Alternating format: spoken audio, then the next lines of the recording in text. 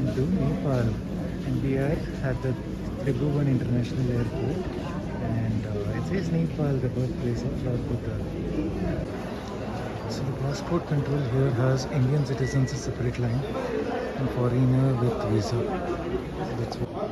So the immigration is done, and we got a seal here on the passport.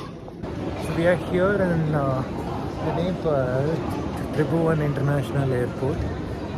I just collected my bag and heading out after the immigration check. I'll tell you more about what the trip entails. As soon as we exit the airport, we have these. As soon as we exit the customs, so there's a money exchange, NSL. Let me go and check for this. I checked, and they're not exchanging Indian rupees inside. So I'll try to find a money exchange outside the airport, or perhaps we'll use the ATM card and withdraw some money. It might be required. And for the cell as well, for the SIM card, there was a huge rush, and they need it to be paid in 100 rupees Indian note, which I don't have. So let me figure that out as well.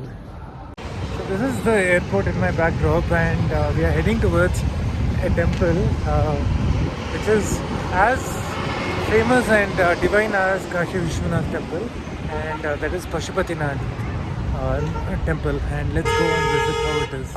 I'm walking towards Pashupatinath temple, and in the interim I also thought of either finding an ATM or exchanging money, and also to find SIM card in between, right? I couldn't do that in the airport, so I'm trying to get that done.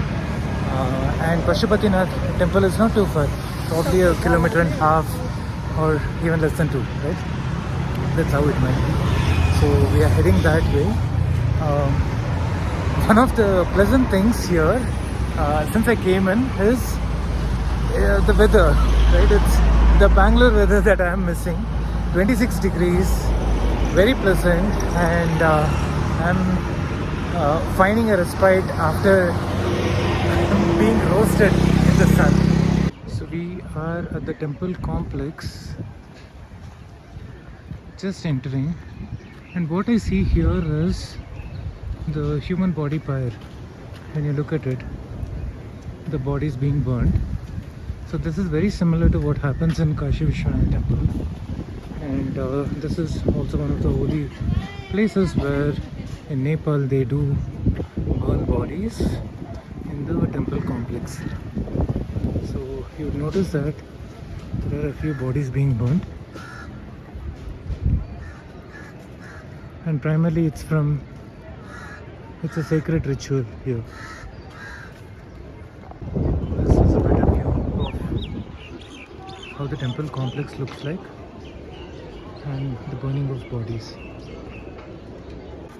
Very similar to Kashi, there are rituals for the dead which are being conducted here.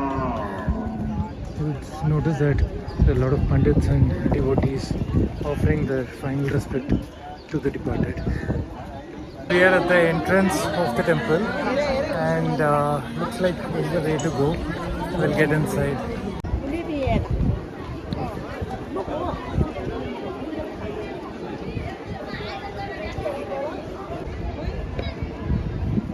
So this is the entrance of the temple. We have a door. Let's go and check it out and what's inside. This is the temple complex, the entrance. Let's go and have darshan of Lord Shiva. Something really divine happened.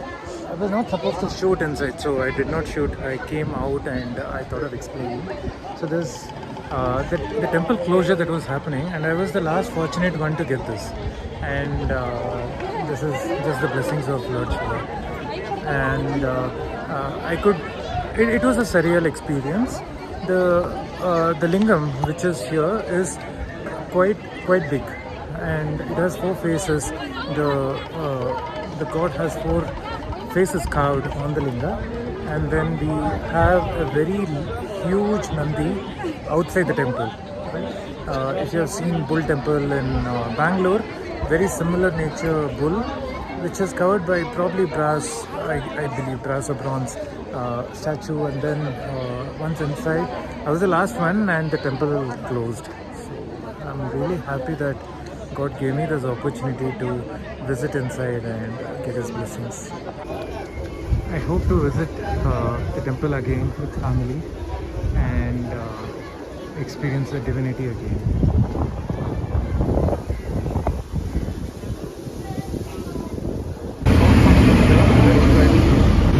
This is 25 rupees, Nepali, and let's try how this is. So this has like a sweet flavor. It's not fully sweet, nor it has sweet plus salt put together. That's how this tastes. There are a lot of such beautiful temples around, and what I was told is, if you're walking this way for about 10 minutes, they said we'll reach the stupa, the Buddhist stupa, and from there we can go to Swayambhu. By the way, I have booked a ticket to Janakpur, which is going to be 12 hours from here, and we are going to start at 5 p.m. So it's already 3. I have about 2 hours to visit whatever places I could, and then I should be back opposite to Pashupatinath temple, Goshala. This is how the city looks like, and there are a lot of buses. They were asking me to take the bus as well. I might want to take it once I reach the stupa to reach other places. We'll see how this goes. So the price is 161 and 178. Diesel is 161 and petrol is 178. Alright, let's keep walking. So we have entered the stupa. This is Buddha stupa. So let's see what's in.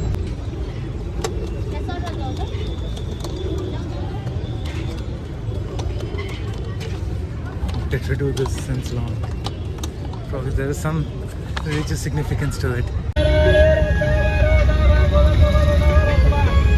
I've taken a mini bus. This is one of the common modes of transport, and we are heading towards the Singadarbar. From there on, we'll see how the time permits. If we have time, otherwise we'll get back to Goshala and take the bus to Janakpur.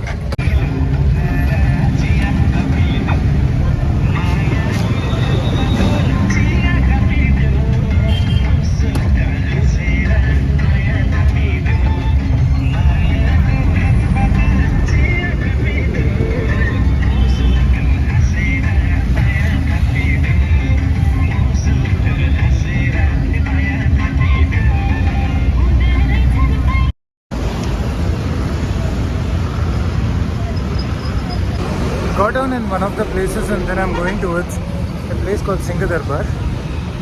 They said it's good, so let me go and check it out. As with any other big city, some of the roads which are centrally located are well paved and it's easy to walk. There's probably good connectivity across.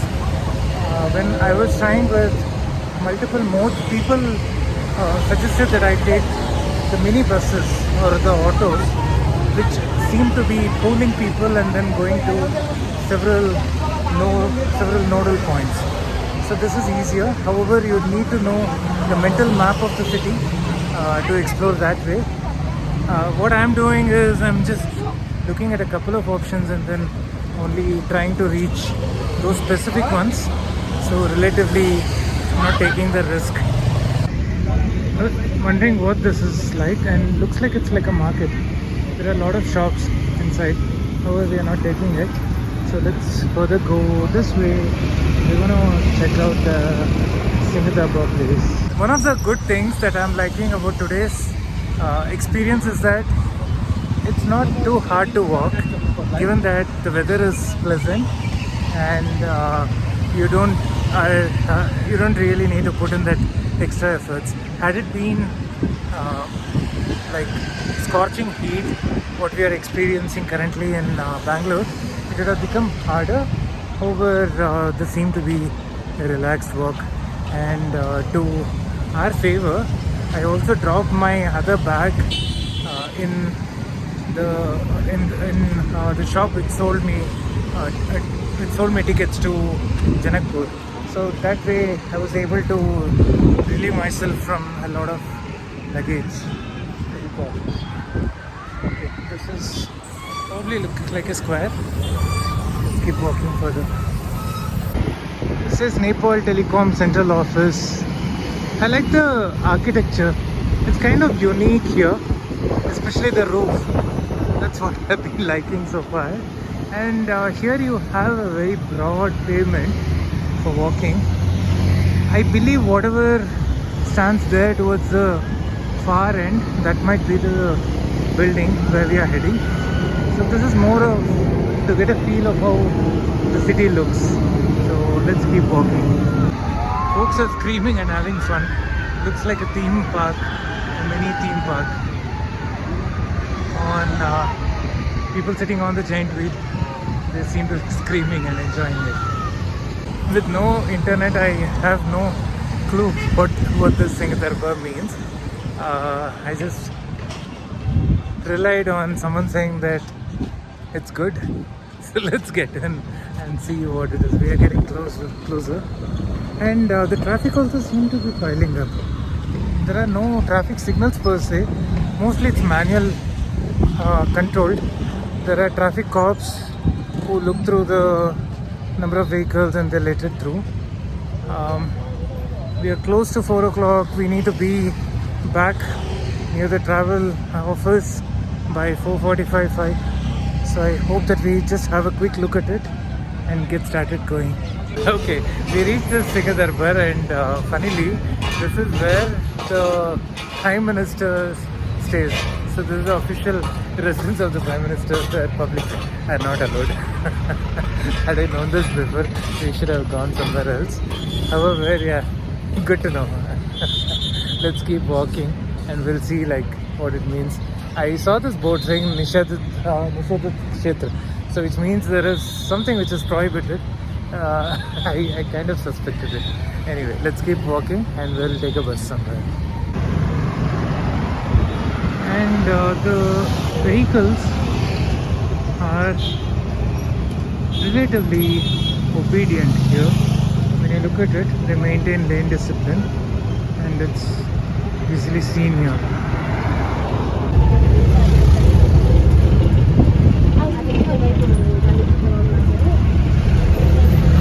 This is the Parliament building itself, what is in my background, and looks like we will not be allowed there as well.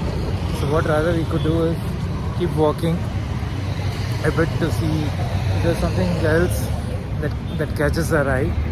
If not, head back. Here is a mall, Hyplex Mall. Let's see what's inside. We can just get in and see if we could explore this a bit. It's about 5 p.m. and I've reached the designated spot. We're taking a bus from here.